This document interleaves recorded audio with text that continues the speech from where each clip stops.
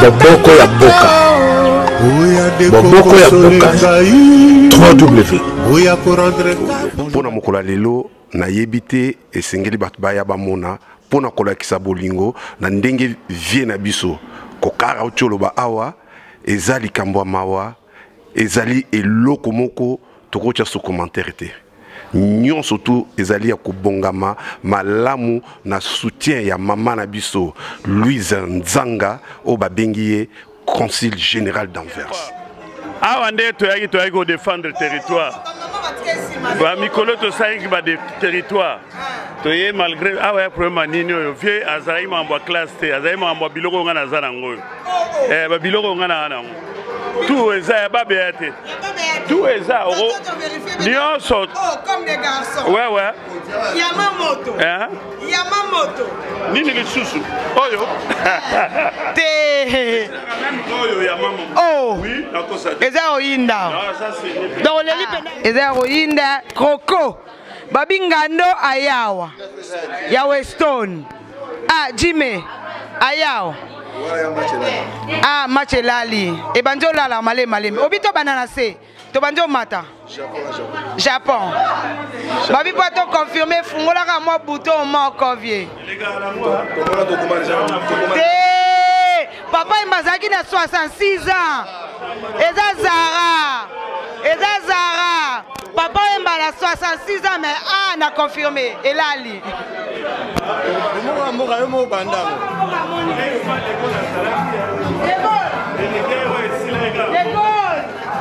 Babi communiqué. Vidéo est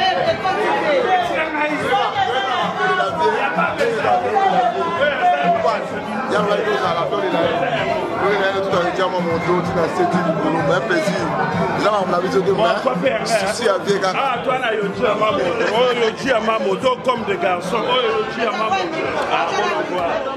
Bomoko Mboka vous remercie tous. La ville d'Anvers vous remercie. Remercie toute la communauté congolaise. Et qui, voilà, vous avez d'autres choses à faire, mais vous êtes quand même déplacés pour venir ensemble commémorer la mémoire de notre artiste. Parce que c'est pas seulement le Congo qui pleure, c'est toute l'Afrique qui pleure, c'est tout le monde qui pleure. Et étant donné qu'il est mort inopiné, donc voilà, tout le monde ne s'y attendait pas, mais il est mort sur scène. Cet artiste, cette icône que tout le monde a connue. Il a été connu dans toutes les générations. Les années 60 l'ont connu, les années 70, les années 80, les enfants qui sont nés en 2000 le connaissent. Donc c'est quelqu'un qui a été connu dans le monde entier et parmi toutes les générations.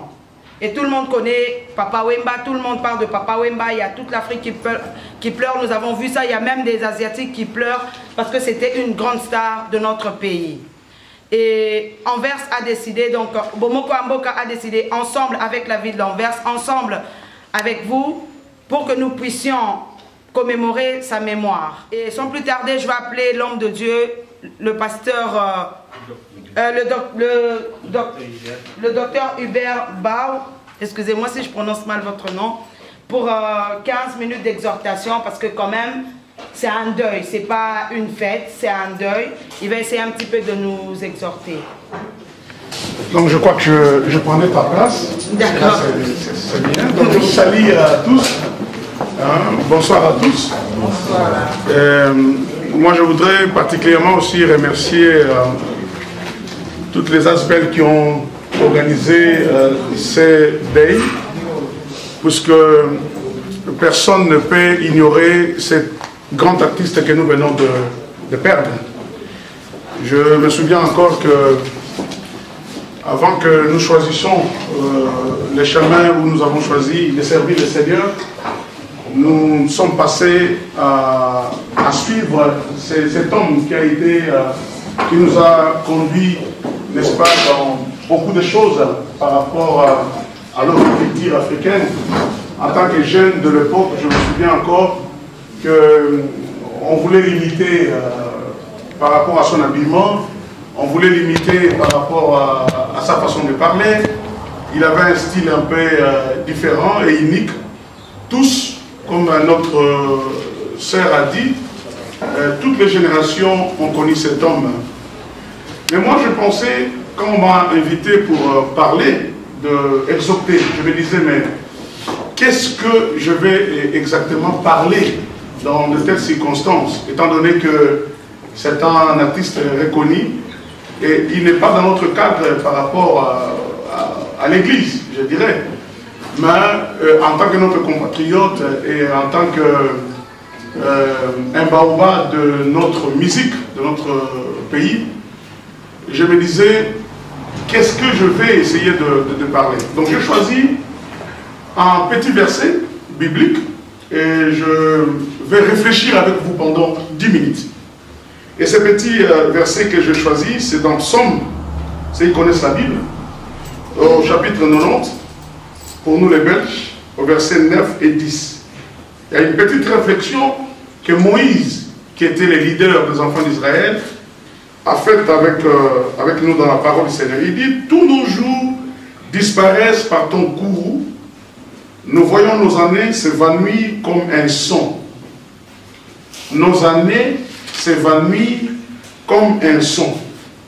Les jours de nos années s'élèvent à 70 ans et pour les plus robustes à 80 ans. 70 ans et pour les plus robustes à 80 ans. Pourtant notre artiste nous a quittés à l'âge de 66 ans. Et la Bible estime entre 66, mais la Bible estime entre 70 et pour les plus forts 70. 80 ans. Et l'orgueil qu'il en tire n'est que peine et misère, car il passe vite et nous nous envolons. Alors, je fais une petite étude par rapport à l'idée de moyenne d'âge de nos stars, musiciens, soit chrétiens, soit mondains, je dirais. La réflexion sur la durée de vie de nos musiciens. Puisque la Bible parle que c'est entre 70 et 80 ans. Lorsque je fais mes recherches par rapport à tous les musiciens que je connais jusqu'à l'époque, on voit notre grand frère, Grand Calais. Il est mort à l'âge de 53 ans. Et sa mort était en 1983. On a Nico Kassamba, qui est un grand musicien. Il est mort à l'âge de 46 ans. Et c'était à l'année 1985.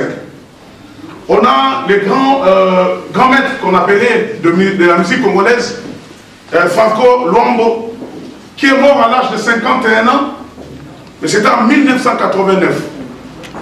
On a Pongolov, la dame de fer qui chantait bien à l'époque, qui est morte à l'âge de 34 ans, et c'était en 1990. On a Abetik Masikine, elle est morte à l'âge de 44 ans, et c'était en 1994. Nous avons Bokelo Essenge, il est mort à 55 ans, en 1955. Nous avons Tessa d'Alliance, vous le connaissez très bien, il est mort à l'âge de 49 ans, et c'était en 1996. On a les grands chanteurs avec une grande voix, notre papa Madiata, qui est mort à l'âge de 57 ans, et c'était vers les années 1997. Nous avons Pépé Calais, qui est mort à l'âge de 46 ans, et c'était en 1998. On a Lengi Lenga, qui est mort à 44 ans, et c'était en 1990. Nous avons Sokivan, qui est mort à l'âge de 43 ans, et c'était en 1990. On a Epongo Loaï, qui est mort à l'âge de 43 ans, et c'était en 1990.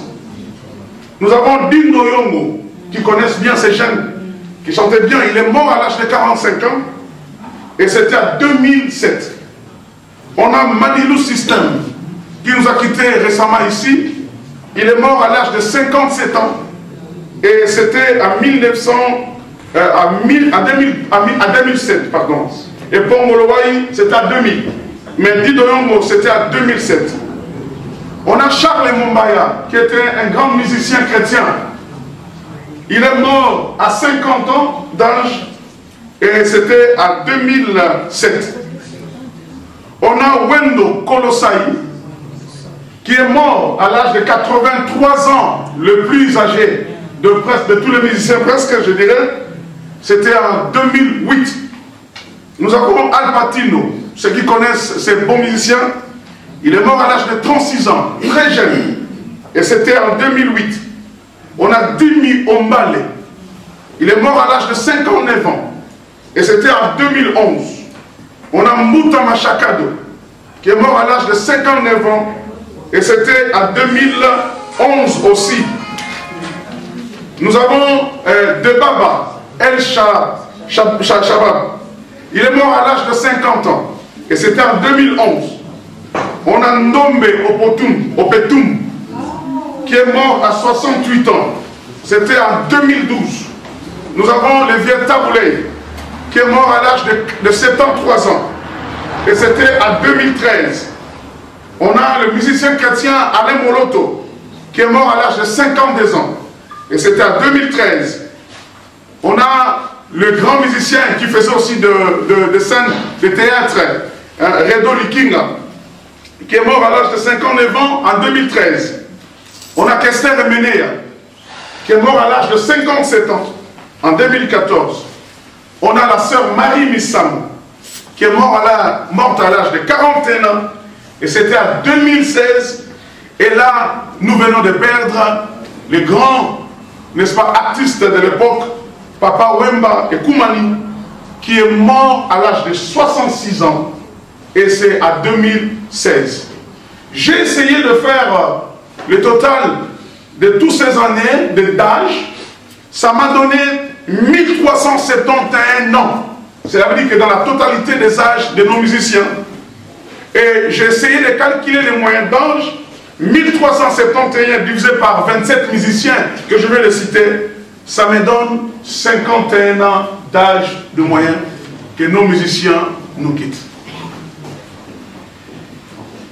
Et étant donné que nous venons de lire ce verset, nos jours s'envolent et nous partons vite. Psaume dit, Seigneur, apprends-nous à compter nos jours. Est-ce qu'il y a quelqu'un qui est épargné à cela?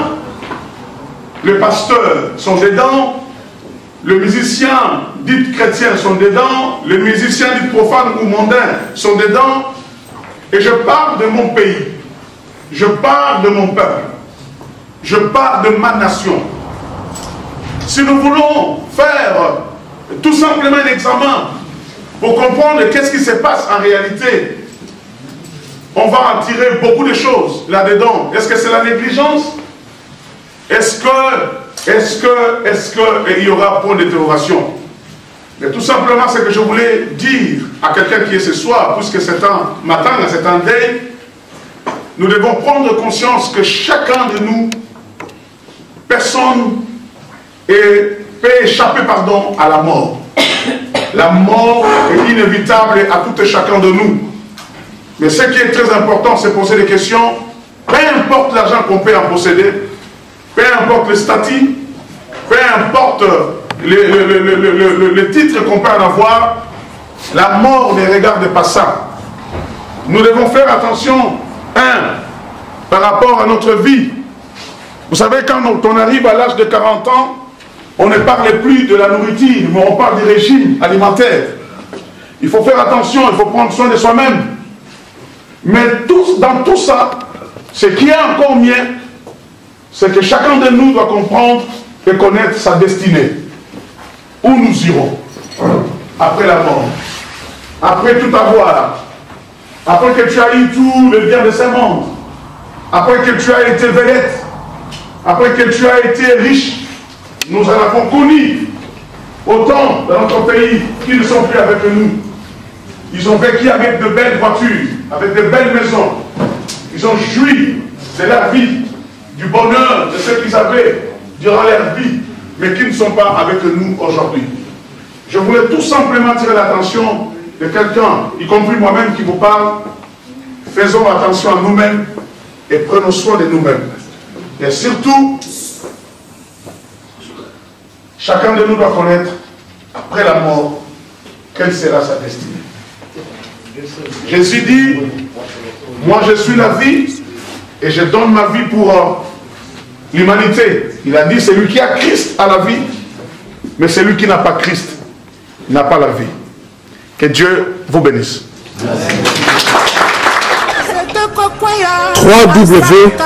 Boboko ya Boka.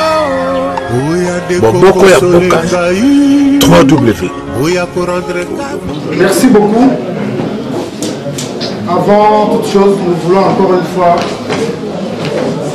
réitérer nos remerciements du fait que vous vous êtes déplacés pour venir ensemble avec Bomoko Mboka partager la douleur, la tristesse que nous avons pour avoir perdu l'icône de la musique congolaise, africaine. Papa Wemba dit notre père. Nous voulons vous dire ceci.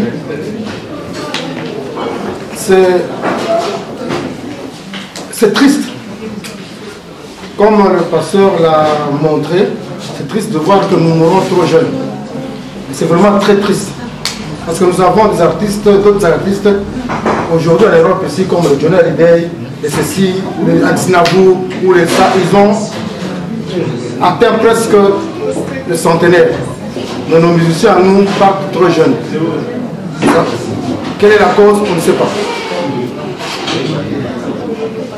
Nous voulons vous parler de Bomoko Mboka. Bomoko Mboka, en fait, c'est un mouvement qui s'est créé aujourd'hui autour de ce qui a toujours existé, les sites internet de télévision Bomoko Mboka. Et nous avons pensé que pour soutenir cette activité, il faut créer je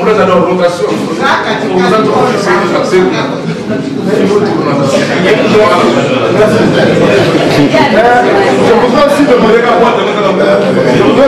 est-ce que la lingala ou je continue en français?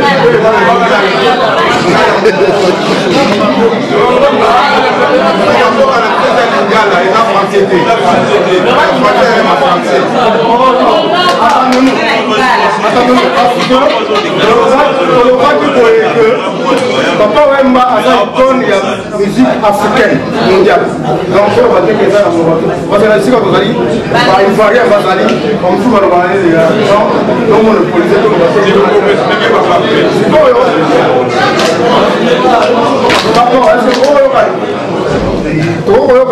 s'il vous plaît. Bomoko Mboka, vous allez un mouvement Oyo, et Zolinga pour Sangisa, Batu Awa, surtout dans la ville d'Anvers. Bomoko Mboka, télévision, ils allaient dans le siège, Nango, ils allaient en Suède. Awa peut être dans la télévision. Maintenant, Bomoko Mboka, dans la famille, ils allaient au Union Sabolinga. Aya, s'il y a quelque chose à faire, une idée, aux Anango, pour organiser quelque chose. Parce que tu dis tout ça en tant que famille, en tant que communauté, pas en tant que s'il y a une idée et qu'ensemble nous pouvons faire des choses, but de la vie sur Amana. Si nous pouvons nous entraider quand il y a un problème, but de Amana. Donc, tous là, du bouquet, du sanga, pour honorer notre communauté, pour que la communauté de la vie sur ensemble. Tu dis tout honorer quand même la communauté de la vie sur soirée à l'élo et ça ici tu aurais vu que ça lui va pas tu aurais vu que là nous va conduire normalement dans la coutume africaine tant que va conduire nous va parler à terre va ça la beauté mais tu aurais vu que tout ça la réalité nous ils allaient affecter par contre papa je pense mardi ou mercredi ce qui fait que mardi va dans ça là parce que ça ça sera difficile pour nous de beaucoup d'analyse sur tout ça là difficile il y a autre chose qui est là. C'est ça veiller, et puis on va quand même partager quelque chose ensemble. Toligny surtout, Toligny pour faire ça, un grand merci. Parce que quand on a un grand, ils ont péché. Même Bible le dit que les ingrats n'hériteront pas le ciel. Quand on a un grand, c'est un grand péché. Il faut que vous merci, même si mon tour, après sur un franc, il faut que vous merci. Et c'est pourquoi, pour parler là, je dis merci, la maman Louise Zane, parce qu'elle s'est engagée personnellement pour que Tokutana. Donc ça merci maman pour tout ce que tu es en train de faire. Maman a aidé. Il y a beaucoup d'organisations, beaucoup de choses, peut-être elle ne va pas rater, mais elle a toujours soutenu quelque chose. Ceux qui beaucoup elle soutient toujours. Elle soutient parce qu'elle est notre mère, parce qu'elle a monté elle n'est pas obligée. Elle n'est pas obligée. Dans notre lobby, comme on a vu surtout, le lobby merci. Et qu'on fera aussi un effort pour la décider. Pour aller à Sony, que la salle est chaque fois, elle me raconte à Sony. Et on va les autres, on va tout en aboyer. Tout ça, on a quand même que, en dépit de toutes nos divergences, dans ma pensée, dans ma philosophie, dans ma nini, nous allons une famille et une famille congolaise. La famille restera toujours. Quel que soit les problèmes, la famille va probablement rater. Comme si on va faire 10 ans pour se la rater, mais un seul jour, on va se la. Et l'exemple aujourd'hui, comment on va se la papa pourquoi? Parce que avant que papa va faire un problème. Mais elle ne sait plus comment il va arranger. Il ne sait plus comment il va arranger. Parce que n'est que tu as que ce que tu as mis avant, mais si tu as des problèmes avec moi, c'est le moment de solo libre. Pour après, on est là trop, on va dire, alors que vous avez la souci, on va faire arranger la moutonne. Voilà. Maman, je peux sur parole pour inviter les gens à partager le repas, mais je aussi quand même, nous sommes chrétiens. Papa même c'était un chrétien. Je sais quand même, avant toute chose, de rendre gloire à Dieu. Leur maman peut saluer une parole. Ceux qui vont faire on va faire la prière pour la gloire, comme ça, de partager dans la paix et dans la joie. Et dans l'ordre. Et dans l'ordre. Traiteur Nabiso, en fait, en collaboration avec traiteur Maman Jackie, Ngoto, donc la terre à maman. Na souci azaki nango pour na papa Wemba amona que l'homme sous son copé santé azaki responsabilité wana azui temps na ye pour na ko essayer ko dresser les biso buffet wana. Donc maman, merci beaucoup de la part de toute la communauté. Merci donc Lia Lobo Konayo, merci aux prendre soin à Biso Bananayo. Merci de la part de la famille Bomoko Amboka et de la maman Marie-Louise Ramazan. Louise Ramazan. Maman Téléma. Maman Jackie Téléma. Maman Téléma Mamona.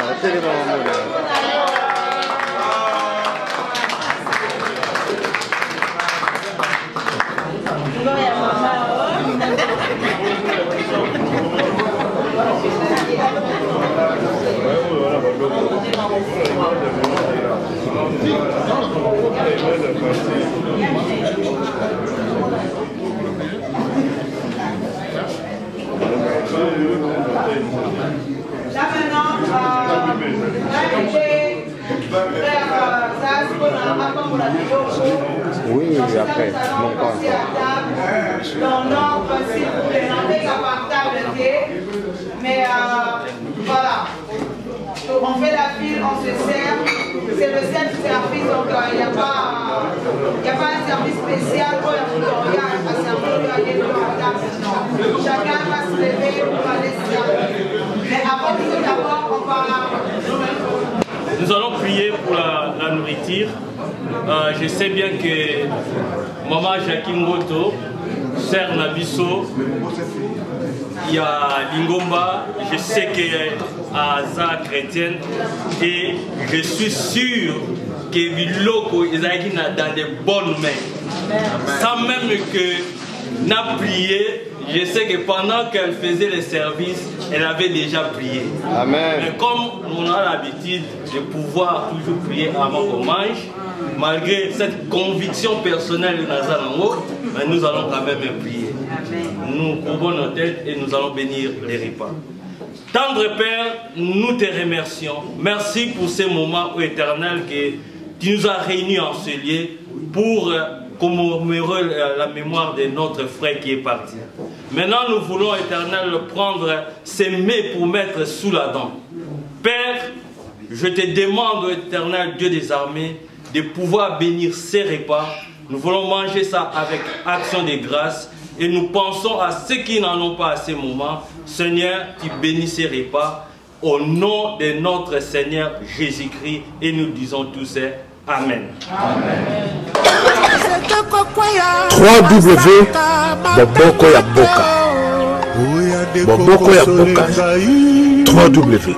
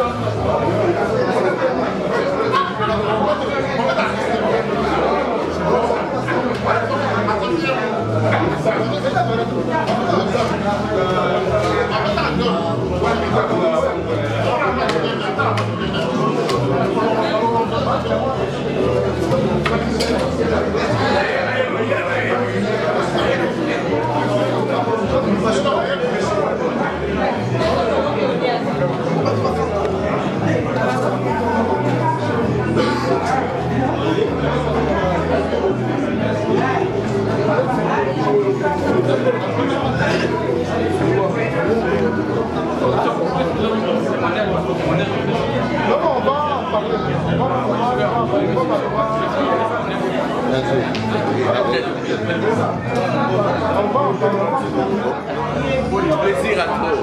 Merci. Rien à dire.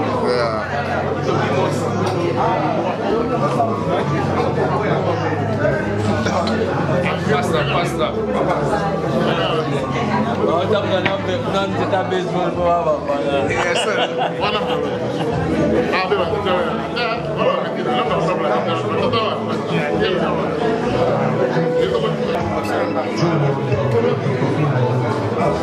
Nasuka pesa apologie ezali abolakisa bena bana papa wemba na baleki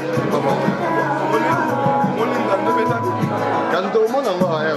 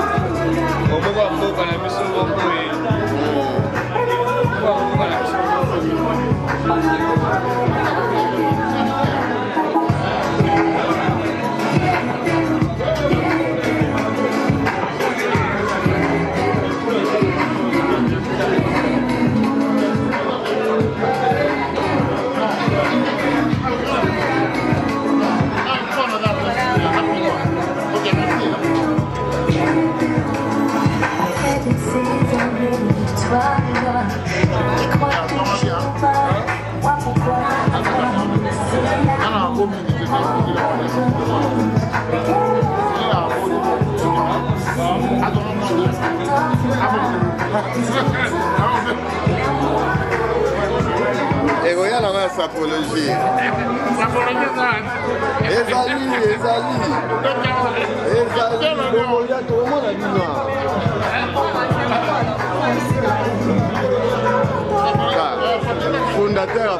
Fondateur était pas ça.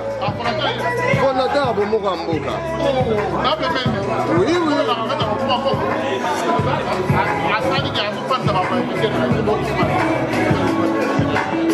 Sorry,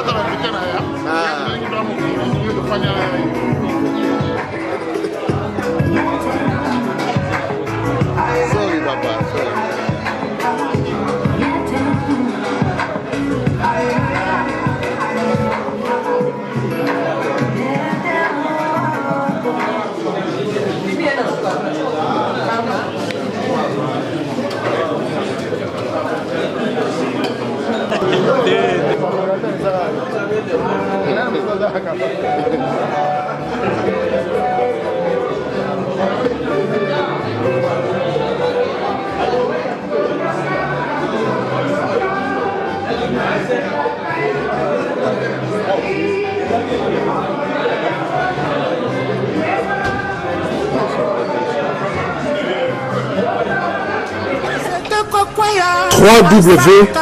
Boboko ya Boka.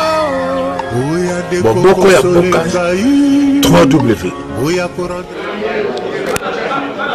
Bah maman, moi 2 minutes s'il vous plaît. Tolingi tout simplement, bon, tobandaki bien, Zamba Zolokumu, tokomo kende presque na souka, nenge toyebi salo ezali jusqu'à 1h du matin. Alors tozo kende déjà vers la fin. Toza ko remercier tout simplement bandeko nyonso nenge to sangani, nenge bonimaki ko répondre na invitation ya famille Bomoko. Alors famille Bomoko eza ko sala appel na mutu nyonso selon ba talent na ye. Maman Jacqueline Nzamba pambolo parce que to moi déjà ba talent na to lie ki tok, to meli ki tok. Donc déjà on continue na kata masolo ango. Soko ebi ko za na moi talent moko boye to ko décorer ba salle, to loko moko boye, yo mlo boye biti na kota na mozindo ezate, famille Bomoko ezali wana ko fungola biso ba porte.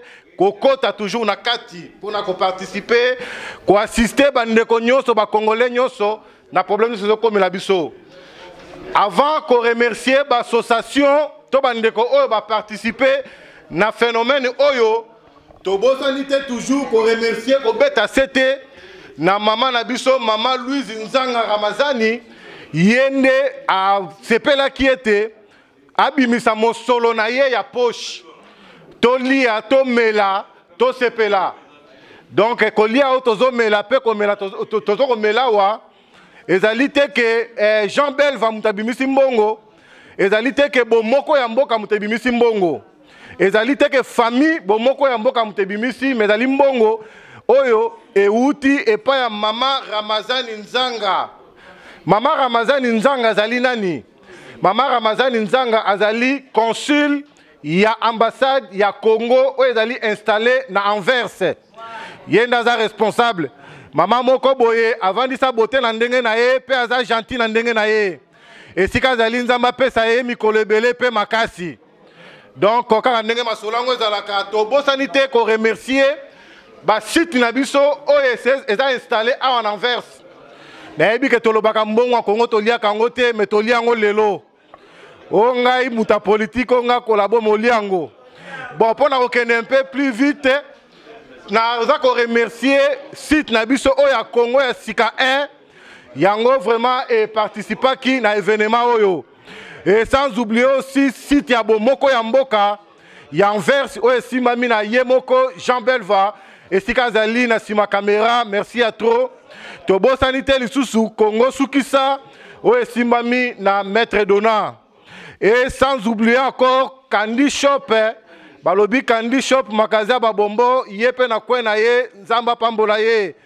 Tobo sanité lisusu Patrick Momo Digital ye mokonzi ya Bomoko ya mboka o ezali installé na Suède. Et JBK MM moto kati na molimo ye mutasimbi responsabilité ya Bomoko ya mboka awa na kati ya Belgique. Et sans oublier Moupala la Tigresse, ye azali chroniqueuse ya Bomoko ya mboka et pas azali Bambo Théâtre. Alors tozali ko saluer lisusu présence ya bilombe oyo basimbi Anvers.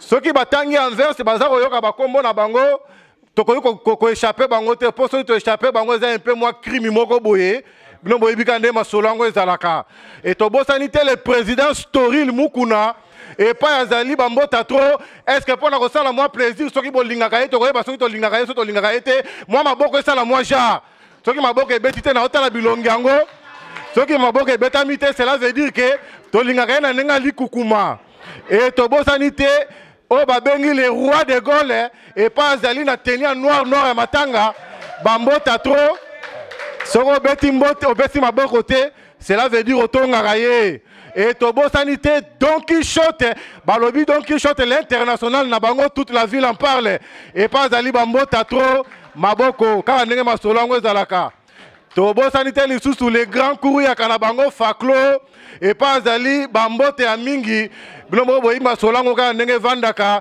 et sans oublier aussi Stevens bambote ya trop et pas yozali kitoko ya trop tobosani te lisusu Des Chimanga bambote ya trop Eden Munga na kati Anverse mbote ya lisusu Léon Etambe balobi Léon Etambe a ye ifona lobaka ka kombo na ye po soki na lobi te asilikaka facilement tobosani te lisusu Isa epai ozali bambota to Café Ingeta kitoko masanga ya malili moi kabri moko esalaka moi genre tobosani te lisusu Café Retrouvailles lisusu merci à toi na participation Papa Mbera epai ozali kitoko joli bambote lisusu eleka tobosani te lisusu na cadre ya sécurité pour éviter moi makofi ebetama maître Carlos yo moko yebe pa ozali kitoko joli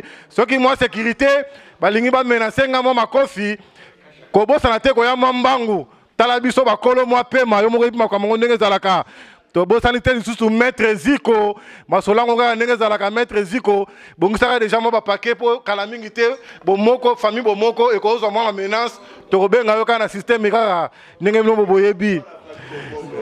Et sans oublier aussi maman Nabiso Kamo et pas Azali maman Kamo balobi mobundela mboka agotika la kaka bongo oya za motema jaloux aluka mboka na ye randi na kwe na ye pas Azali bambota trop no boyebi ka ndenge zalaka et tobosani te maman Clarisse na kata mexeme et sans oublier aussi Madi Onema l'incontournable et l'incontournable na bango. Toute la ville en parle. Wanezalaki Oyabino Séraphin Kachama, les pompiers de la presse congolaise. Tokomi bongo na suka. Besiko zasaye alobi aoki kombo na yete. Mengana silis na nous liste te aye. Mais tobosani te lisusu John Pepito ya azali le contournable bango tokobo sanate ndenge masolongo ezalaka. Bon siko zasiyeyo. Kinzi yeyo. Donc bambota to kuna baza ko insister mabanga mais na suki wana bambota to bye.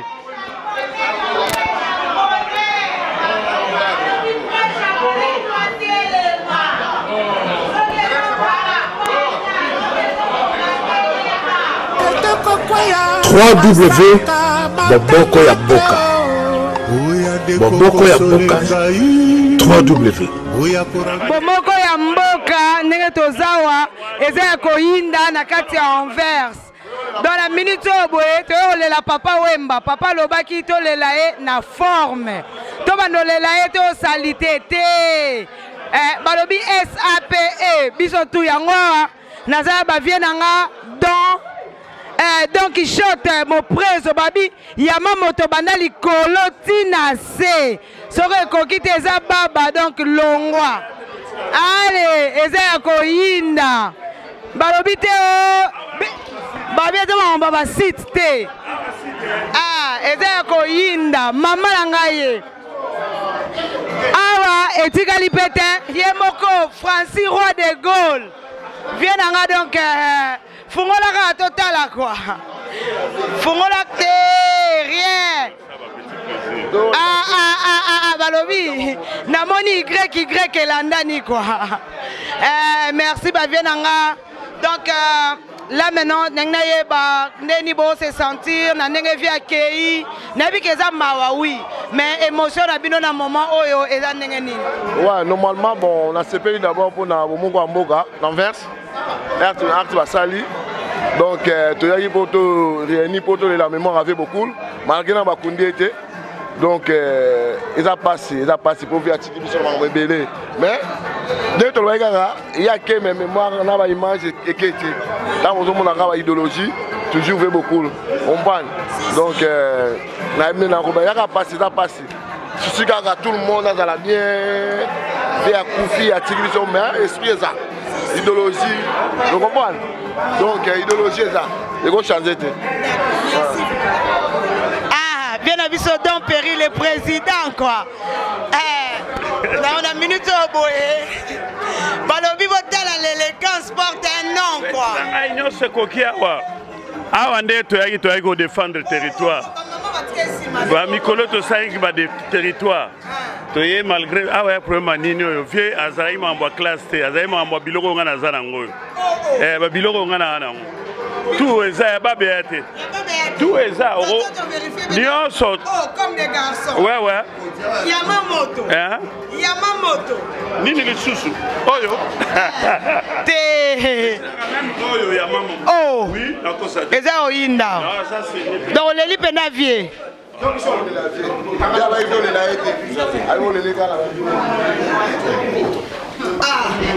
Toi navier John Pepito aweze akoinda. Babi vie. Babi soki ya baba mutu avandi mais vie otelemi na bikeza ya baba te. Donc bandana suta. To bandina se. Ah, eza koinda kroko. Babi ngando ayawa. Ya Weston. Ah, Jimmy. Ayawa. Ah, Machelali. Et banjo la la malé malé. Obito banana se. To banjo mata. Japon. Babi pas to confirmer fungola ka mo bouton mo convier. Papa Mbazaki na 66 ans. Eza Zara. Papa Mbala 66 ans mais n'a confirmé. Et Lali. Papa Mbala 66 ans matika makambo te. Akufina gabana na nzoto. Japon. Ah, plaisir à trop.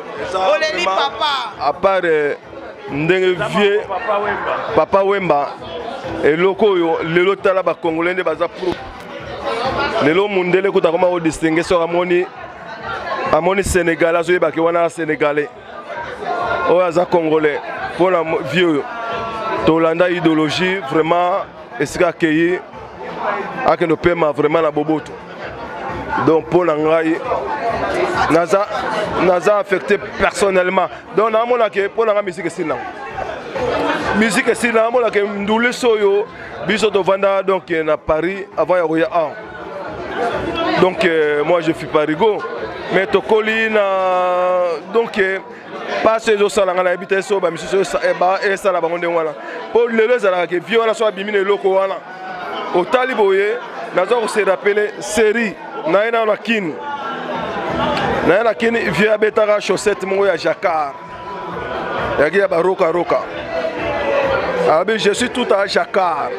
Mais na sala tout na luka jacquard wana na kin. Après ça idéologie ti ebimindenge bimi mais nzamba batela pour nga na mo lokola ke na lobby boye. Eza lokola matanga la nga yango. Mais vraiment akende européen na esengo. Firenze kotika la Firenze quoi. Plaisir à trop.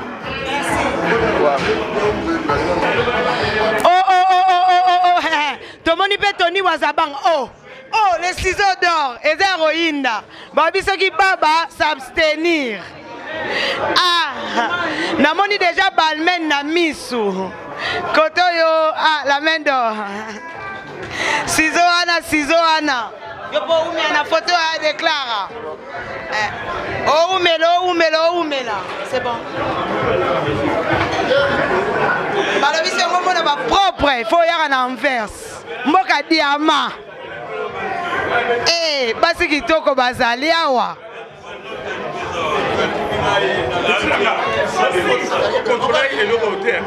Na contrôler moi. Babi na contrôler. Ti wapio. La tête là. Oh. Contrôler même tête là. Babi ya mamoto. Oh. Ça paye à mamoto. Tina bretel. Eza ko inda. C'est la lata bretel ya yo. Oh. Na ebisi bango, ngaboko na moni. Pesa oyo paye botanga. Ya bretel mais ya yoji. Eh babi. Donc je t'accorde makambo ngo. Papa Tony. Photo là dia là. Ah on a photo. Bon on a roi tokanga. Boke okanga photo koto biso tokoyemaka mosusu ekomisi likambo ba artiste toyebi ke papa azalaki artiste lokola bino mais ye na domaine mosusu nayebi ke monde artistique nyonso eza affecté.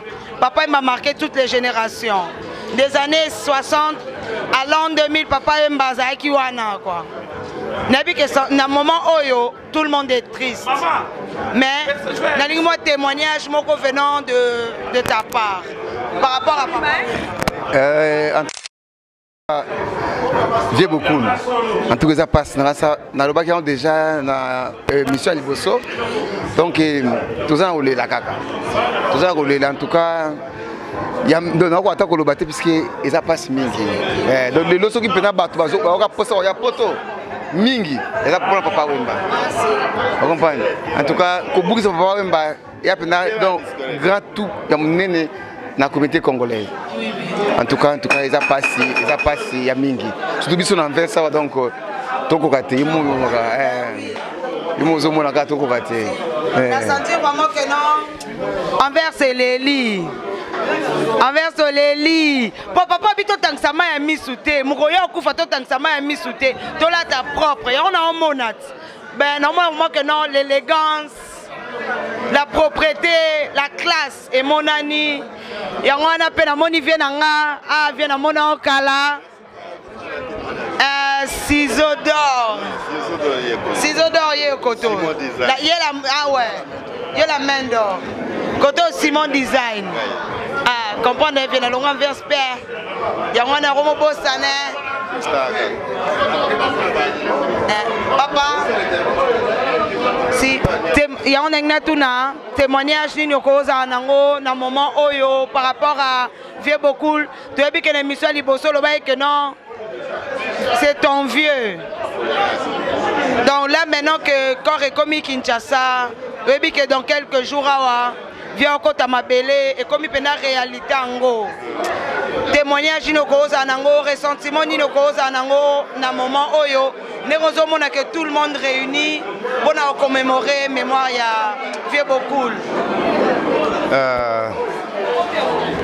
Beaucoup de soupirs, beaucoup de tristesse, d'émotion. N'a beaucoup de expliquer en côté. Parce que belé tozoyi toyi tokutanika awa. Baebi monde wa toyi monde musique te baebi ndene machate comme nous avait déjà passé. La fois passée on a qui na point la gaieté na qui moi le yenge mais le penza na réalisé que vie penza donc a daiko. Na monde surtout cercueil wana na réalisé que vie wana daé. Pour nga na zo réaliser que Papa Wemba aza na kata cercueil wana. Donc mes condoléances na biso moko ba congolais et tout ça ce qui est de mieux pour nous pour tous les lives penza na honneur nous c'est bon na uti koyoka lelo na pourquoi na ba client na ngai na Rwanda na Cameroun ba Camerounais ba Congolais mais ba Camerounais ba zosala matanga ya Papa Wemba donc sans compter ba mboka mususu ka ba États-Unis ba Chine ba ni tout ça donc moi n'explique pas que tenga mo déjà na passe na motem botika na se consoler prochainement to sola bien parce que si qu'on a pas na passe na motem botala na lati boete kolata za kolela mobimba yango wana merci donc na carte na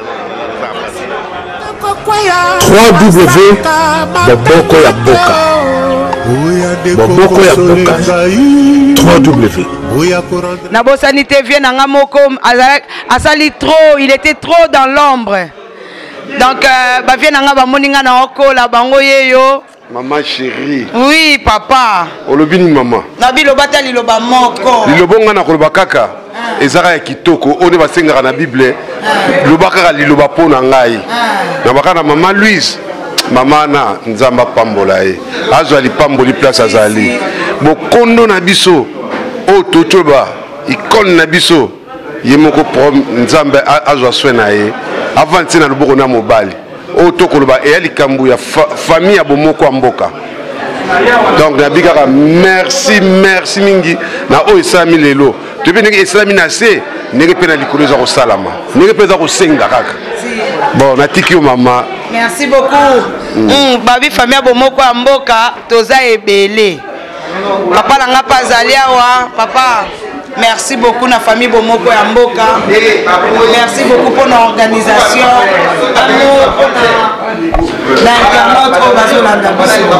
Merci. Vous êtes Sabino, merci. Pour ceux qui bino vous allez quitter et le roi est zalate. Les Torobaki Banda et Bandeli à Likamboyo, ils allaient famille. Tout le monde famille au écola. Donc, bon hésiter, ceux qui ont une idée, il y a un pour développer ensemble. Pour battre comme fort, il faut pas la unir. Division et même toujours faiblesse. Tu lignes vraiment tous à la unir. Tu kabonaka likolo ya mike te. Tous à la toye bana ko supporter parce que nous trompons dans le caractère naie, azana ndenge ya kokanisa, mais ce n'est pas ce qui peut nous diviser. Nalingaki qui peut na loba eloko moko oyo na loba lelo. Ngai normalement ngaza kinote. Ngai ko témoigner jangani so lelo na zolo balingala. C'est à cause de papa Wemba. Pour bisi nga na koleli, maman na nga papa na nga baloba lingala te. Tellement nga linga na linga musique ya papa Wemba. Na sala ki tuna yeko la lingala, pona yoka ayemba kandeni. Donc, et ça dit que, bon, avec les voyages, la Kinshasa et tout ça, la meilleure. Donc, Papa Wemba, pour moi, c'était mon idole, c'était mon musicien. Donc, on m'a dit que, musique est Zara Bouzo Baté, parce que musique est celle qui est là, le papier Lingala. Sinon, ça y est, nous, on a été peut-être dans le barangote. En tout cas, encore une fois, merci maman, pour la OEP au Sali.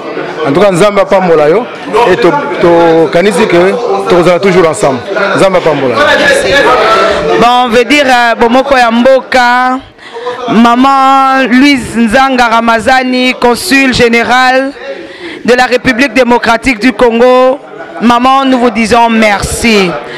Merci beaucoup pour tout ce que vous faites pour la communauté congolaise. Merci vraiment. Ezala Yaliboso pe Asukate. Donc, Maman Lembaba n'a été. Quoi qu'il arrive, tu dis que maman ozana biso pembeni quoi. Donc Bomoko ya Mboka, tozalaka biso mote. Toi na muta makasi donc so botumbolinga. Na vie na muta makasi azali. Donc vie na balobi. Dozaki wana quoi. Sécurité, mobulu ebimite. Toleli papa, tolie, tomeli. Mais na passe na mutema. Donc, merci à trop. Donc, nabi ke ndenge oyeboye oza mo likamba oloba. Ouais, likamba oloba ezaka toi na mawa. Donc toi na mawa yango moni toya toyolela papa. Donc na sepeli na famille Bomoko na organisation ndenge leki kitoko.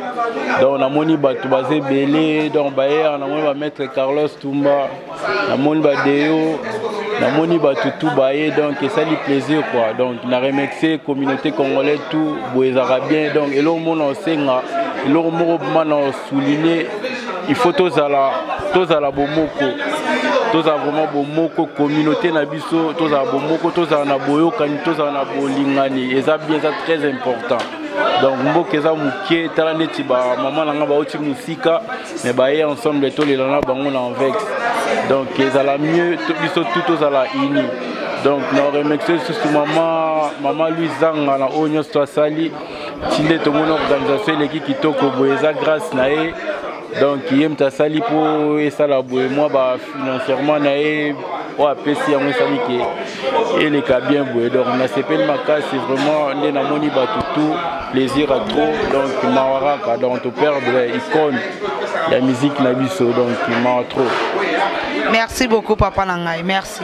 Sans plus tarder, nous allons appeler Maître Alongo le combattant pour recueillir son témoignage par rapport à Papa Wemba, parce que c'est un aîné qui a connu Papa Wemba et il a quelque chose à dire. Papa, Maître Alongo, je sais que vous êtes affecté, je sais que le cœur saigne. L'Afrique a perdu une icône, un baobab est tombé. J'aimerais juste recueillir quelques témoignages, quelques anecdotes pour, concernant Papa Wemba, pour commémorer sa mémoire. Bien, merci beaucoup. Je commencerai d'abord par présenter mes condoléances les plus émues à toute la famille biologique, primo, et secondo, à toute la communauté congolaise, donc la communauté congolaise tout entière.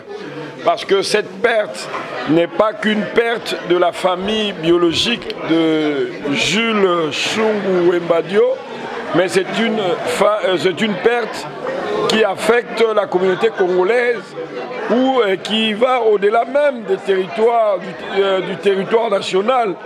Une perte qui affecte le continent africain tout entier et qui traverse même notre continent africain, le continent noir. Il va jusqu'en Asie et partout au monde. Donc, comme vous savez, il y a Yoshi Yamamoto qui, en tout cas, a accueilli avec beaucoup d'émotion cette nouvelle, la nouvelle du décès de Papa Wemba, Jules Chungu Wemba Dio. Et donc, je voudrais dire simplement que cet homme qui vient de nous quitter, sur le plan culturel, représente ou a représenté une grande valeur. Et d'ailleurs, je ne dirais même pas, je ne peux pas conjuguer Papa Wemba au passé parce que ses œuvres restent et nous allons continuer à les écouter et qu'il va continuer à demeurer dans le cœur des Africains et même de beaucoup de gens. Même si il y a un aspect que je dois aussi épingler, c'est que je suis combattant et les gens se poseront la question de savoir mais comment vous êtes combattant mais vous compatissez et vous pleurez Papa Wemba. Mais non, nous devons essayer de scinder les choses. Il faut scinder les choses en disant ceci que effectivement nous avons été beaucoup affectés par le fait que il n'y a pas que Papa Wemba, tous les musiciens se sont rangés du côté du pouvoir. Et c'est ce qui ne nous a pas du tout plu. Voilà pourquoi nous avons décidé que la musique ne se joue plus ici. Mais cela ne veut pas dire que nous ne pouvons pas rendre hommage. C'est tout un système qui a été sanctionné et qui continue à l'être jusqu'à aujourd'hui. Et nous appelons tous les musiciens, tous les artistes musiciens de se joindre au peuple, d'aller du côté du peuple. Parce que je suis convaincu, si par exemple tous les musiciens, donc même Papa Wemba de son vivant, s'ils s'étaient levés contre le régime, contre l'occupation, on n'aurait rien fait. Parce que vous avez vu, il y a eu plus de 2 millions de personnes qui sont venues accueillir ça depuis Monté. Cela veut dire en d'autres termes que si aujourd'hui les musiciens congolais, je dis Jibem Piala, Redi Amis, Kofi Olomide, Wera et autres, tout ça, même s'ils sont... ils ont connu un embargo ici qui continue à être maintenu et que si tout ce monde-là s'est levé contre l'imposture, contre l'occupation, je suis convaincu d'une chose, qu'on ne peut pas les arrêter tous. Mais alors, nous devons rendre un hommage vibrant, un hommage sincère à Papa Wemba, qui est, comme vous l'avez dit, une véritable icône, non seulement pour le Congo. Il a exporté la rumba congolaise ailleurs et au-delà même du continent, il est allé jusqu'en Asie. Ça veut dire que c'est quelqu'un de très valeureux que nous venons de perdre, quelqu'un de génial dans sa vision des choses, surtout dans l'art musical. Voilà pourquoi je suis venu ici me joindre, je suis venu ici partager avec mes compatriotes cette douleur. Parce que c'est vraiment une douleur. Et on a toujours dit que des morts, on ne peut dire que des bonnes choses. Et c'est ça justement ce que je suis venu faire ici. Partager avec mes frères et sœurs cette douleur-là qui vient de frapper la communauté congolaise tout entière. C'est une perte qui ne se résume pas simplement au niveau de la famille, mais c'est une perte aussi de notre pays. Le pays vient de perdre une personnalité importante, donc il mérite les honneurs, il mérite respect, surtout en ce qui concerne sa carrière musicale. Évidemment, il a montré le chemin de la SAP, mais que les jeunes gens qui font de la SAP, comment pourrais-je dire quelque chose d'important, mais que les jeunes ne puissent, qu'ils se tiennent de verser dans le banditisme, dans la cassure de boutiques ou dans la délinquance. Mais je pense que la SAP représente aussi une certaine élégance et souvent nous les Congolais, on nous reconnaît à travers l'habillement, nous sommes bien habillés et ça c'est quand même un élément très important. Il ne faut quand même pas manier ou manipuler la SAP du côté positif. Il faut que la SAP puisse bien au contraire refléter quelque chose de positif dans la vie de la jeunesse, que les jeunes n'utilisent pas ça, comment pourrais-je dire, de mauvaise manière, mais qu'ils utilisent ça à bon escient pour paraître bien et non verser dans le banditisme. Merci beaucoup. Merci beaucoup, maître. Vienangai awa boye kashama. Bon, donc na sepeli à trop famille bomoko ne basali mo événement oyo événement simbi. Le soir simbi faut le ba simbi. Le soir simbi te to ça me simba ité. Et ba ba ya quitter na système bien de bourrater quoi. De l'eau simbi et journaliste à sikaye yo. A mailler les dangers. Et ça a maillé le thème, en plus à le bas français, à Tanga. Il paraît tout ça. Et ça bon quoi? Ah, il y a solo hein. Maman n'a eu aucun dossier, c'est belé. Bon en plus c'est sous. Maman n'a eu ma bébé bien. Et en plus c'est basé journaliste à Kitoko. Il y a Kitoko. Ah non moi bah partir bien. Il y a bien. Kitoko. Donc to sepeli à trop, bon moi mboka, to banaroya. Donc on a système il y a de conseillers bon moi mboka yeyo, c'est Rafika Chama les pompiers de la presse congolaise, l'incontournable na bango toute la ville en parle. Donc auto za na ngwa lo bangwana, maman musala malamu, continuer boulot, kane makamango ezalaka, na sepeli mingi, pour bazo journaliste moi vendre sa beauté. On a talimbe bodo na koi na ngama mo. Mais le système a bien et dans le bon côté. Merci beaucoup. Ah, pour les papa Kachama moté maya. Na lobi na papa Kachama ngwa papa soki ozaki na mwasi kitoko tende ki muluba nyoso na mabele quoi. Mais heureusement yewana donc Nathalie non na moni que non mère aza complète ba arrondissement tout eza 18e, 16e, 14e tout eza. Donc maramutu eza rovanda. Ah, mamoué tout, balobi mamou na pointe, derrière un grand homme. Toyoka on a sangoto Monique et non dans l'ombre. Maman Zalara quoi. Ah, wana famille Bomoko, bauti zote game. Voilà, tata moi c'est abana. Ah, donc toza biso moroté.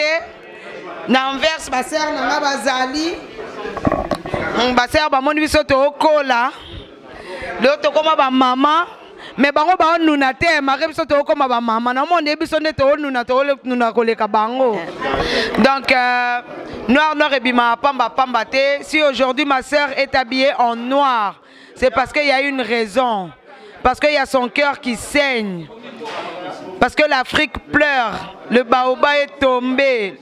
Le roi lion est mort. Donc, je sais bien qu'on est attristé, mais j'aimerais quand même recueillir quelques témoignages. Votre sentiment à cet instant? Pour moi, c'est, je dirais que Papa Wemba était une icône, une fierté nationale.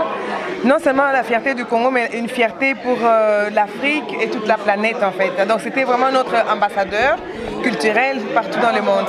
Donc il y a des gens même qui ne savent pas qui est le président du Congo, mais ils savent que quand vous leur parlez du Congo, ils disent le Congo de Papa Wemba.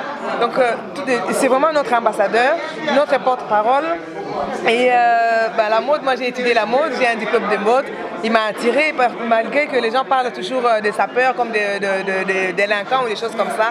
Moi j'aime, je trouve que c'est une particularité que nous avons, qu'il a apporté aussi à la culture africaine, congolaise surtout. Et puis, qu'est-ce que j'allais dire? La musique, sa musique a traversé des générations, hein, la génération de nos parents, notre génération, la génération de nos enfants aussi. Et puis, qu'est-ce que j'allais dire? Oui, hein? Ok. Oui, maintenant, qu'est-ce que j'allais dire? Mon seul souci, parce que hier j'ai été filmée quelque part d'autre, hein. Je ne suis pas de sa famille, je suis juste une fan derrière l'écran. Mais ce que j'allais dire, c'est que on a privilégié au Congo la culture de la musique, hein, la musique et tout. Et puis, on a beaucoup d'autres patrimoines. Il est temps maintenant qu'on puisse mettre en place quelques musées. Maintenant, il est mort, sa maison, qu'est-ce que ça va devenir? Ses vêtements. Hein, il a défilé, il a porté des vêtements et tous les vêtements avec lesquels il est décédé et tout, qu'est-ce qu'on va en faire? Donc maintenant, je pense qu'il faut commencer à penser à mettre des musées en place parce que je trouve que le pays est en train de se redresser et les gens vont petit à petit aller au Congo et puis il faut avoir quelque chose à leur montrer. Maintenant, on parle du Congo, d'un Congo du diamant, de l'or, du coltan et tout. Mais on n'a rien à montrer. Si on amène des invités, des gens, des étrangers là-bas au Congo, on n'a rien à leur montrer. Donc voilà. C'est ça que moi j'ai dit, maintenant il est temps de commencer à penser. Maintenant si les gens vont au Congo, il n'y a pas de maison de Mobutu à leur montrer, la maison de Luambo, des choses comme ça et tout, il n'y a aucun musée. Donc peut-être il y a des musées que nous on ne connaît pas, mais en tout cas il est grand temps qu'on puisse commencer maintenant à penser à la culture. Donc on s'adresse maintenant au ministre de la Culture pour essayer de penser à ça, parce que si maintenant on commence à balancer ses vêtements à gauche et à droite et tout, ses affaires, les disques, le bureau et des choses comme ça, les meubles, c'est fini tout ça. Or, cette maison peut rapporter aussi, parce que les visiteurs vont payer pour pouvoir visiter. Donc c'est ça. Hein, on doit avoir de quoi montrer à nos enfants. Hein, les passages des papas sur cette terre ne doivent pas être en vain. Donc il faut avoir quelque chose, un cachet, des empreintes à montrer à la génération qui va venir.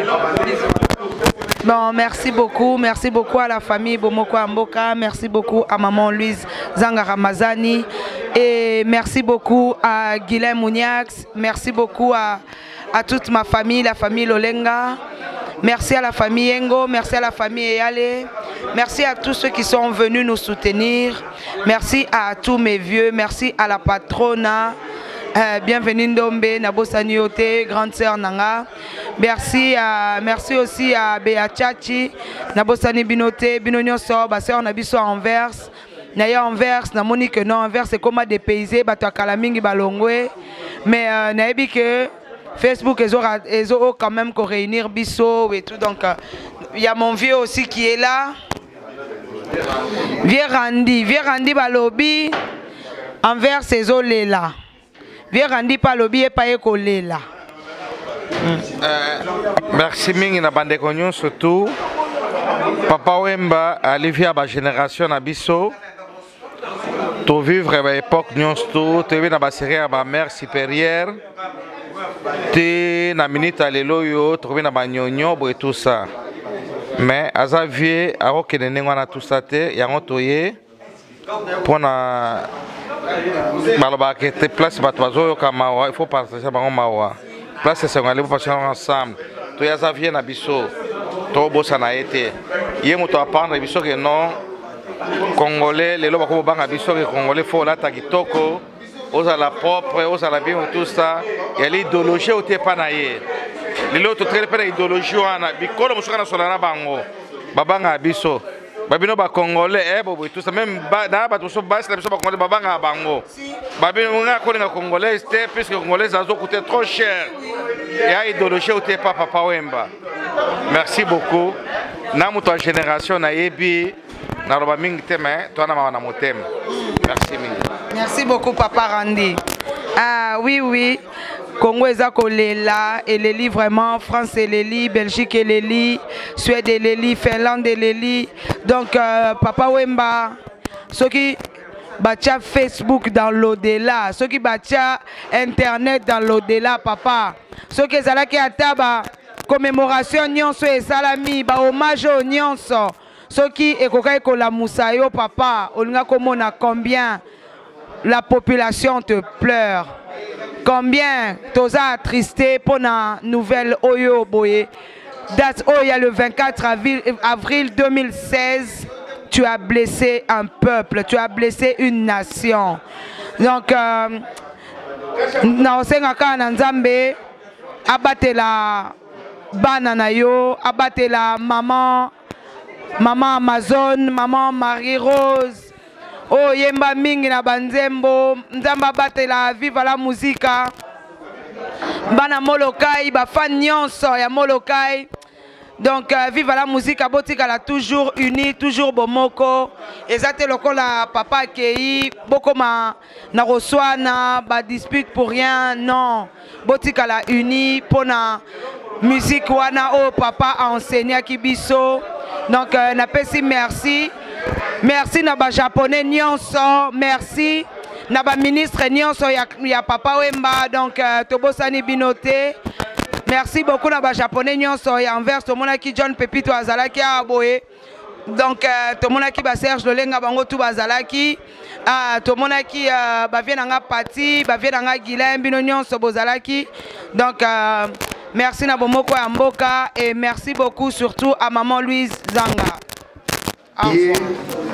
Ananga mango koye koyo.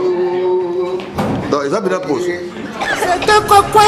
www.bobokoyaboka bobokoyaboka www